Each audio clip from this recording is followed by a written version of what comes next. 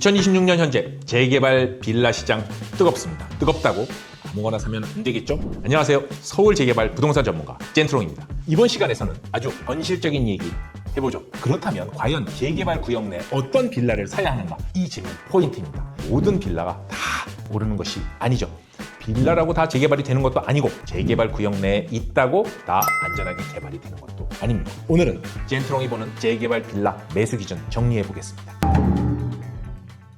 첫 번째 기준, 무엇보다 입지입니다. 재개발 빌라를 볼 때 가장 먼저 봐야 할 것, 그 빌라 자체가 아니라 주변의 아파트 시세 가이드라인입니다. 왜냐하면 재개발의 최종 보상받는 미래 가치는 결국 아파트이기 때문입니다. 그렇다면 주변의 시세를 리딩하는 대장 아파트, 준신축 아파트의 가격이 어느 정도인지를 체크해 봐야 됩니다. 주변 아파트 시세 가이드라인이 약한 곳은 사업성이 낮을 수밖에 없습니다. 반대로 주변 아파트 시세가 높게 형성된 곳은 재개발이 됐을 때 미래 가치가 커질 가능성이 매우 높죠. 그래서 저는 재개발 빌라를 볼 때 빌라 가격만 보는 것이 아니라 주변의 아파트 시세를 체크하자.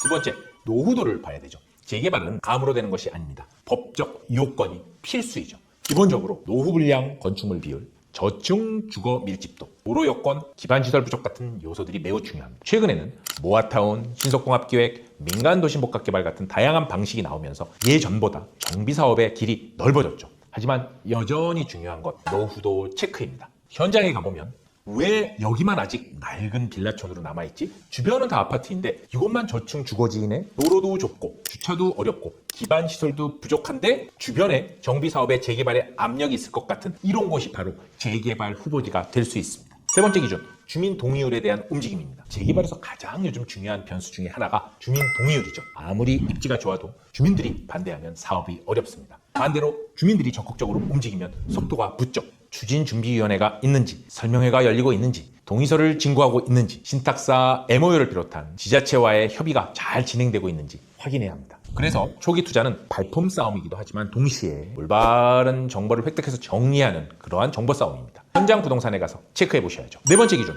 구역 내에 정확히 들어와 있는 물건을 보아야 한다는 것입니다. 재개발 빌라를 살 때 가장 위험한 것 중 하나, 구역 내에 들어와 있지 않은 경계에 걸치거나 그 외에 있는 물건들이죠. 나중에 편입될 수도 있어요. 여기도 들어갈 가능성이 있어요.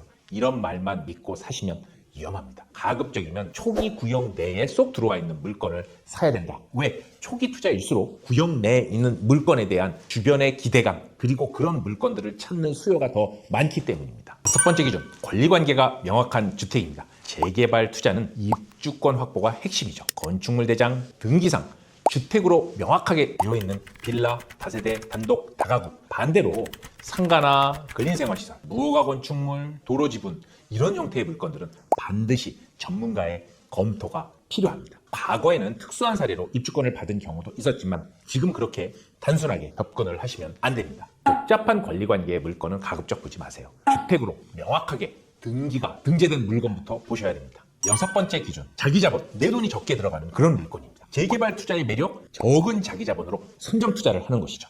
물론 여기서 주의할 점은 있죠. 무조건 싼 것만 찾으면 안 되겠죠? 싸다는 건 이유가 있을 수 있습니다. 자기자본은 물론 적게 들어가지만 권리관계가 복잡하거나 구역 외이거나 입주권이 불확실하거나 이런 형태는 우리가 체크해봐야 될 필요가 있습니다. 일곱 번째 기준, 감정평가에 유리한 매물을 찾아야 됩니다. 나중에 재개발이 진행된다면 감정평가를 받게 되죠. 감정평가가 잘 나와야 비례율을 곱한 권리가액이 좋아지고 추가 분담금에 대한 부담도 줄어들 수 있습니다. 전유 면적이 넓고 대지 지분도 어느 정도 있고 특히 준신축의 주차장을 갖춘 이러한 빌라들이 양호하게 감평을 잘 받을 수 있습니다. 물론 재개발은 구역별, 사업 방식별로 다르기 때문에 단순하게 이것만이다 하는 공식은 없습니다. 하지만 너무 노후된 빌라, 또 권리가 불확실한 물건 조심해야 되겠죠? 여덟 번째 기준은 실제 거주가 가능한가 하는 부분들입니다. 재개발은 시간이 걸립니다. 그 긴 시간 동안 빌라는 누군가가 살아야 하는 공간이라는 뜻이죠. 그렇다면 그 기간 동안 세입자가 안정적으로 실거주를 할 수 있는 그런 물건이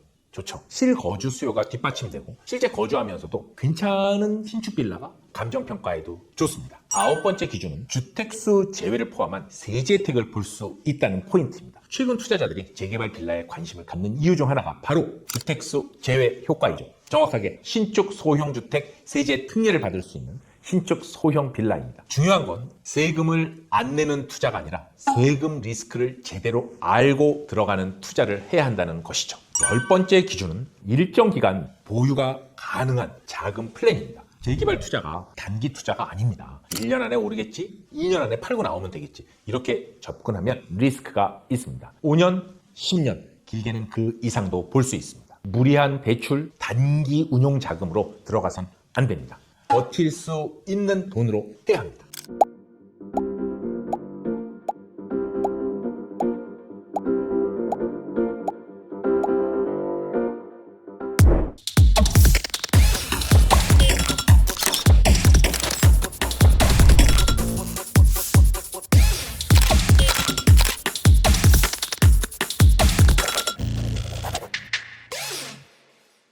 (2026년) 현재 재개발 빌라 시장 뜨겁습니다. 뜨겁다고 아무거나 사면 안 되겠죠? 구역을 파악하고 권리관계를 체크하고 자금 계획까지 면밀히 보고 들어가야 됩니다. 그렇게 접근한다면 재개발 투자는 서울 새 아파트로 가는 가장 현실적인 징검다리가 될 수 있습니다. 지금까지 여러분의 부동산 나침반 젠트롱이었습니다.